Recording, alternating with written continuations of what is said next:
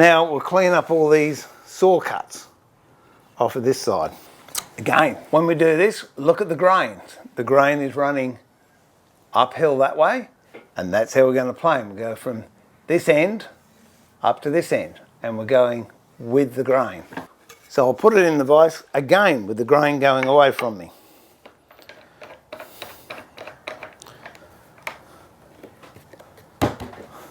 And I'm going to skew plane this, so I'm not going straight up, I'm going to go at a very slight angle.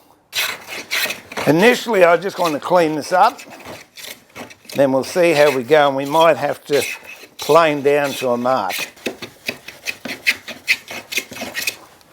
You see I've got hit and miss there. So the plane's picked some of it up and missed some.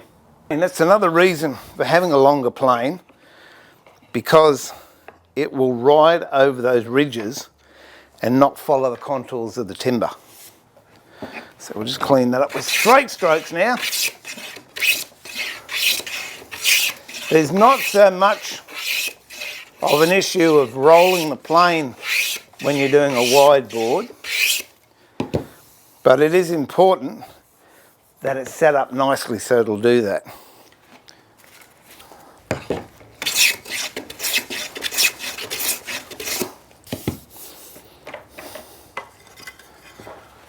And I reckon that's got to be pretty darn good. Double check it by using that. Make sure that's square as well. So now that parallel to this is square to that, that's square to this. All we've got to do now is square off the other end. So go to your known face, which is this one. And I'm going to take a little bit off of this side.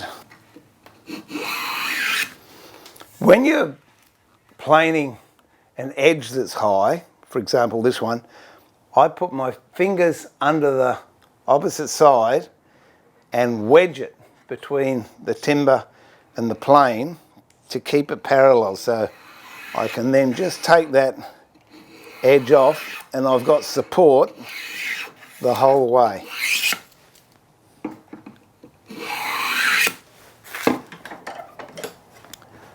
And then I think if you look down there,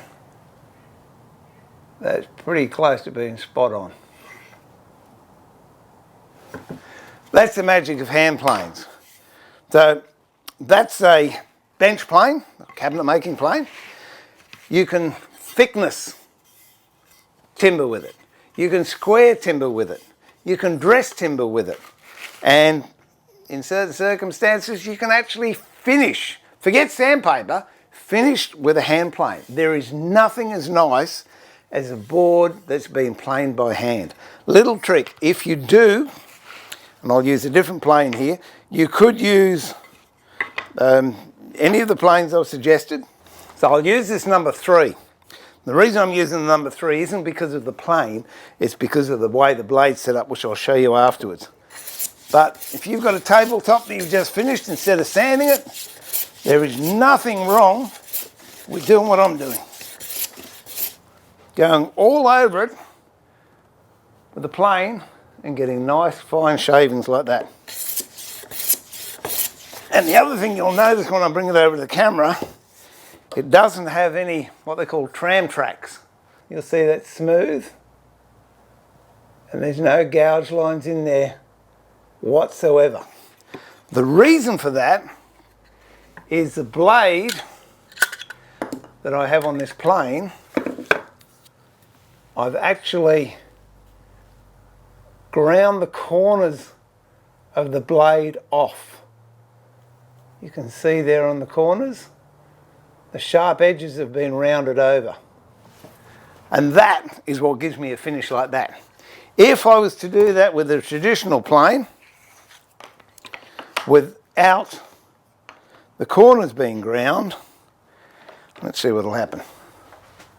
We'll use this 5 1/4. I don't think it's been done. No, that hasn't been done.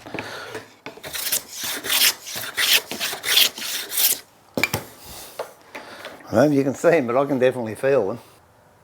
You can see those track marks going up it, all up and down there. And what that is caused by is the edge of the blade, the corners, are sharp, as can be seen there, as opposed to these ones, which have been rounded over. So there's a little tip for you. If you're jointing a board, no need to do it because you want to have nice sharp edges. But on a finishing smoothing cut, that's what you want to do to your blade. Just take the corners off so it leaves it nice and smooth and flat. So that takes care of bench planes.